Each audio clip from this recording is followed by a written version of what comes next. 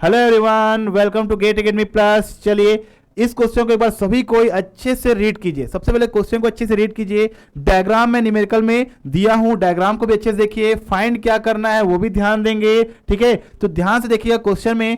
आप देखिए जो बॉक्स बना है उस बॉक्स में लिखा है आरएस ओनली, मतलब ये circuit diagram only resistive circuit है। ओनली रजिस्टिव सर्किट, वहां पे इंडक्टिव कैपेसिटिव सर्किट नहीं प्रेजेंट है, ये भी ध्यान देना। ओनली रजिस्टिव सर्किट है, ठीक है।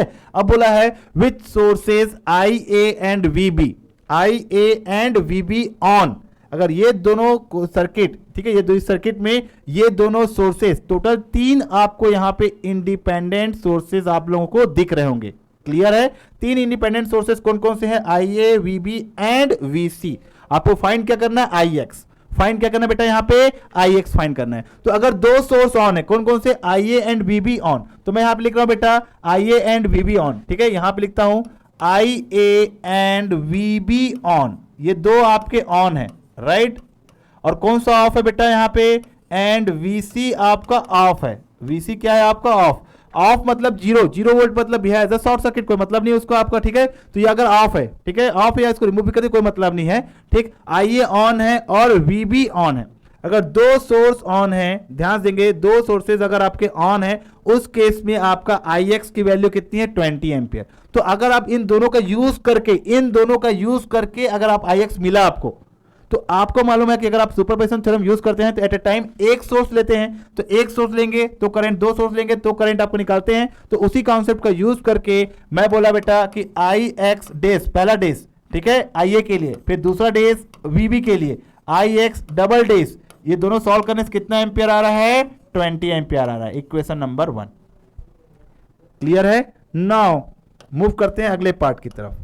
अब बोला है क्वेश्चन में with I A and V C on, I A and V C on. तो आई ए पहला सोर्स था, वी बी सेकेंड सोर्स था and V C third source था।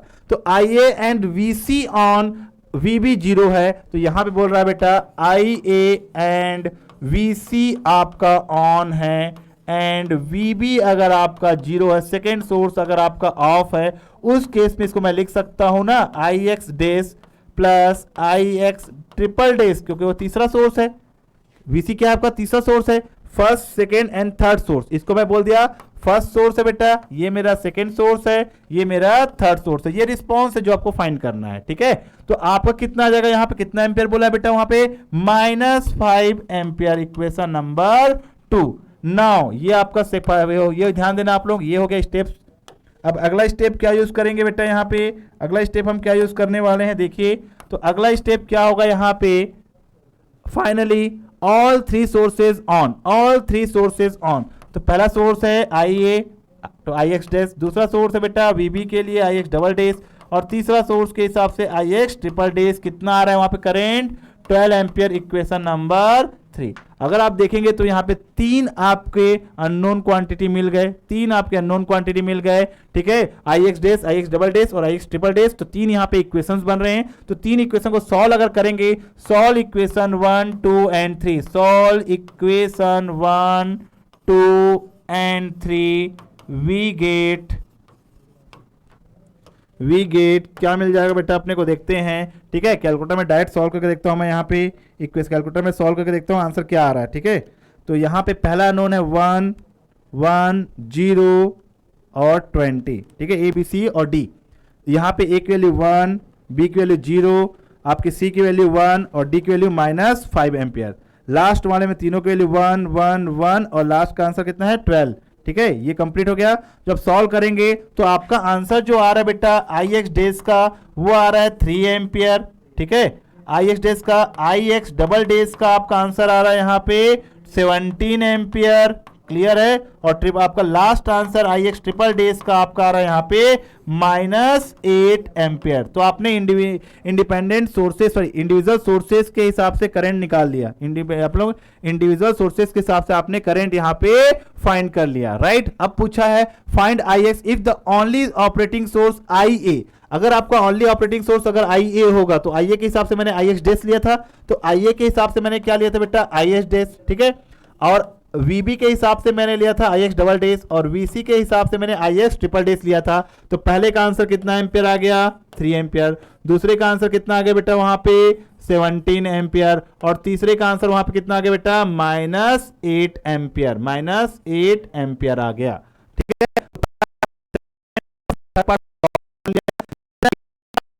पार्ट।